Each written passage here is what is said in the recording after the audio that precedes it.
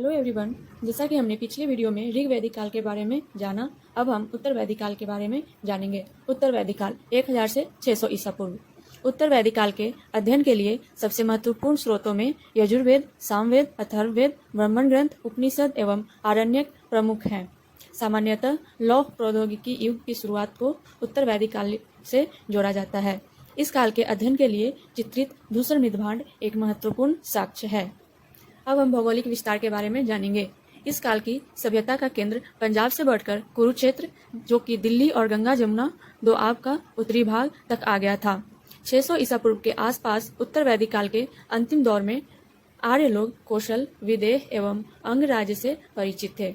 शतपथ ब्राह्मण में उत्तर वैदिकालीन रेवा, जो कि नर्मदा नदी, और सदानीरा, जो कि गंडक नदियों का उल्लेख मिलता है। सामाजिक स्थिति। उत्तर वैदिक काल में सामाजिक व्यवस्था का आधार वर्णाश्रम ही था, लेकिन वर्ण व्यवस्था में कठोरता आने लगी थी। वर्णों का आधार कर्म पर आधारित न होकर जाति पर आधारित होने लगा था। इस काल में व्यवसाय आनुवांशिक होने लगे। इस समय समाज में 4 वर्ण ब्राह्मण, क्षत्रिय, वैश्य और शूद्र थे। इस काल में यज्ञ का महत्व अत्यधिक बढ़ गया। ऐतरेय ब्राह्मण में चारों वर्णों के कर्तव्यों का वर्णन मिलता है।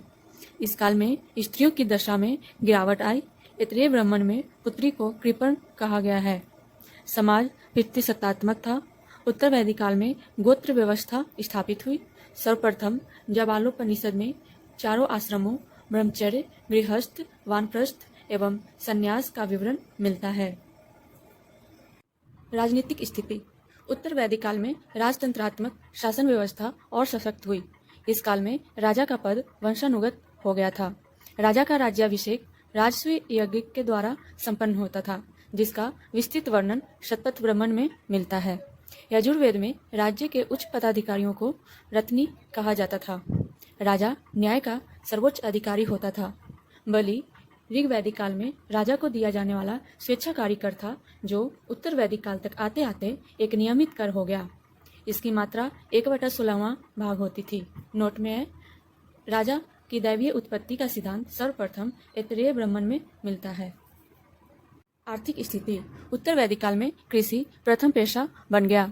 इस काल में लोहे से बने उपकरणों के प्रयोग से कृषि क्षेत्र में क्रांति आ गई। यजुर्वेद में लोहे के लिए श्याम अयस एवं कृष्ण अयस शब्द का प्रयोग हुआ है।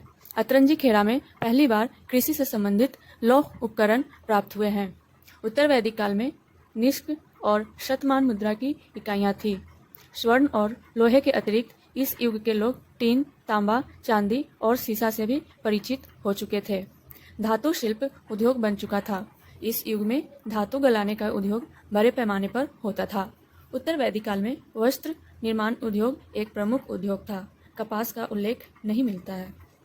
धार्मिक स्थिति। उत्तर वैदिक काल में प्रजापति सृजन के देवता प्रमुख देवता थे। इस काल के 2 अन्य प्रमुख देवता रुद्र पशुओं के देवता व विष्णु लोगों के पालक माने जाते हैं। इस काल में वर्ण व्यवस्था कठोर रूप धारण कर चुकी थी। पूषण, जो पहले पशुओं के देवता थे, अब शूद्रों के देवता हो गए। इस काल में 2 महाकाव्य थे। महाभारत, जिसका पुराना नाम जय संहिता था, यह विश्व का सबसे बड़ा महाकाव्य है, तथा दूसरा महाकाव्य रामायण है।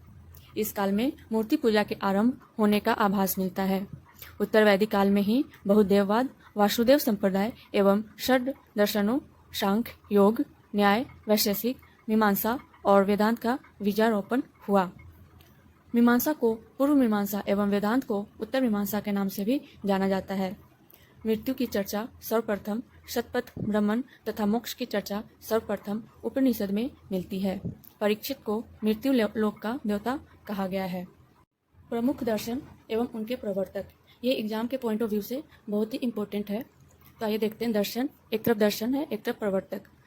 चारवाक के प्रवर्तक हैं चारवाक। योग दर्शन के प्रवर्तक पतंजलि। सांख्य दर्शन के प्रवर्तक कपिल। न्याय दर्शन के प्रवर्तक गौतम। पूर्व मीमांसा के प्रवर्तक जैमिनी। उत्तर मीमांसा बादरायण। वैशेषिक के प्रवर्तक कनाद या उलुक। नोट, महर्षि कनाद को भारतीय परमाणुवाद का जनक कहा गया है। तो आइए फिर से एक बार देखते हैं। एक तरफ दर्शन, दूसरी तरफ प्रवर्तक। चारवाक दर्शन के प्रवर्तक चारवाक। योग दर्शन के प्रवर्तक पतंजलि। सांख्य दर्शन के प्रवर्तक कपिल। न्याय दर्शन के प्रवर्तक गौतम। पूर्व मीमांसा के प्रवर्तक जैमिनी। उत्तर मीमांसा के प्रवर्तक बादरायण, वैशेषिक के प्रवर्तक कनाद या उलुक। नोट: महर्षि कनाद को भारतीय परमाणुवाद का जनक कहा गया है। Thank you.